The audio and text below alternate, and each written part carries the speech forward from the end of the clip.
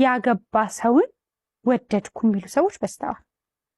ሴትም እንደዛ ወንድ እኮ የሚወደደው ካገባ በኋላ ነውና አንዳንድ ጊዜ ከትዳር አጋር ጋር ምሳ ቁርስ ለመብላት ስትወጣ ቀለበት እያደረገ ያገባ ወንድ እንደሆነ ያወቁ በሱ አይን ለመሙላት የሚቅበዘበዙ ሴቶችና ወንዶች በጣም ብዙ ናቸውና አለማድረግ ሁሉ ቀለበት ከማረግ እንደው ሳላረግ ነው ሴቶች የማያዩኝ የሚሉ ወንዶች ይበዛሉ። ይሄ እውነት ነው።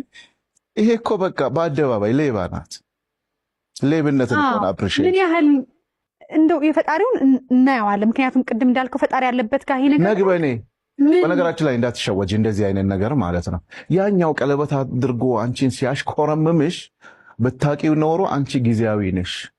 እቺ ነገር እንደዚህ እንግለጻት ለንግግር እንድትመች። እሺ ባለትዳር ያስሽ በድብቅ እውነት የሚገለጽበት ቀን የበዓል ቀን ቤቱ ነው ወይ አላገባሽ ወይ አልተወሽ ንክኪ ውስጥ ነው ያለሽ። የበዓል ቀን ምን ሊውጥሽ ነው? ወደ ቤቱ ነው የሚመለሰው። ሲመሽም ወደ ቤቱ ነው የሚሄደው።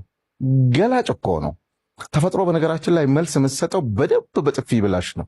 አታሽሞነምንም ተፈጥሮ። ውሸታም መሆንሽን ታውቂያለሽ እኮ። ወስዶ አብልቶ አጠጥቶ ሰርቆሽ እንደፈለገ ያደርጋል። when the reality is happen ግን ጥሎሽ ወደ ውዱ ሚስቱ ይሄዳል ከነ ችግሩ። እሱ ማያማቸው ሰዎች ሊኖር ይችላሉ። እሱ ማያማቸው ሰዎች they are abnormal በሽተኞች ናቸው። በቃ በሽተኞች አንደርላይን አርጊ በሽተኞች ናቸውና መታከም አለባቸው። ሁለተኛ ደግሞ ምንድነው ማድረግ ያለባቸው? መታከም አለባቸው። እድሜያቸውስ ዋስትናቸው ምንድነው? እስከ መቼ? ክሊር እኮ ነው። ማንም ይመልሰው እኮ ነው። ደፍረን አንናገርም እንጂ ደስተኛ ነሽ ለ30 ሰከንድ ወይም ለ5 ደቂቃ። ከዛስ በኋላ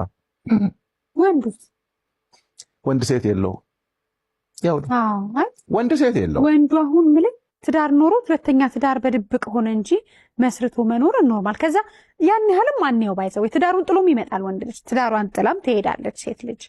ከዛ በኋላ ግን ያቺ ትቷት የመጣው ሴት መጨረሻቸው አያምንም። ሰው ብዙ ነገር አለና መጨረሻው አያምንም።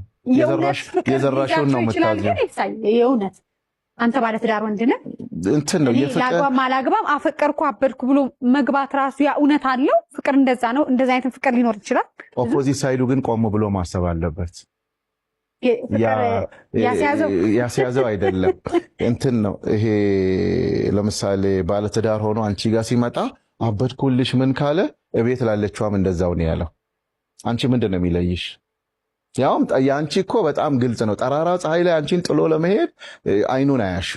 ነገ ራሱ ወንዶች ይላሉ እኮ ካገቡ ወዲያ ያገኘውሽ ሚስት እያለኝ እንደመጣሽ እኮ አውቃለሁ ባል ነው። ተቀባዩ ጭንቅላቱ ነው የሚወስነው ሲሸወድ ማለት ነው። በወንፊት ውሃ መቅዳት ነው እሱ። ይቀዳል ግን ምንም ይዞ አይሄድ። ምንም ከባድ ነው። የተለመደ ነገር ነውና እንደውም አሁን ፋሽን ሆኗል። ግን ይኸውልሽ ከሰው ልትደበቂ ትችያለሽ፣ ከፈጣሪ አትደበቂ። ደግሞ ከህሊናሽ